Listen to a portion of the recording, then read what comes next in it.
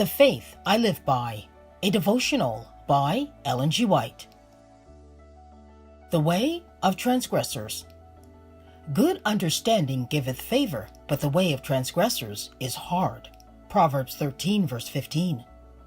The news of man's fall spread through heaven. Every harp was hushed.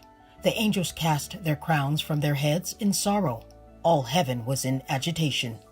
A council was held to decide what must be done with the guilty pair. The angels feared that they would put forth the hand and eat of the tree of life and be immortal sinners. But God said that he would drive the transgressors from the garden.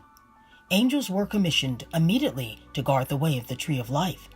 It had been Satan's studied plan that Adam and Eve should disobey God, receive his frown, and then be led on to partake of the tree of life, that they might live forever in sin and disobedience, and thus sin be immortalized. But holy angels were sent to drive them out of the garden, while another company of angels were commissioned to guard the way of the tree of life.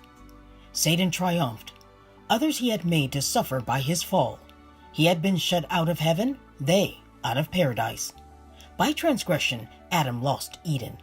By the transgression of God's commandments, man will lose heaven and an eternity of bliss. These are no idle tales, but truth. I ask, on what side are you standing? It is true that Satan's path is made to appear attractive, but it is all a deception. In the way of evil there is bitter remorse and cankering care. In the downward road the gateway may be bright with flowers, but thorns are in the path. The way of transgressors is hard, but wisdom's ways are ways of pleasantness, and all her paths are peace.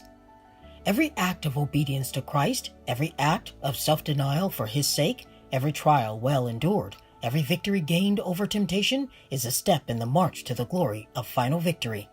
If we take Christ for our guide, he will lead us safely.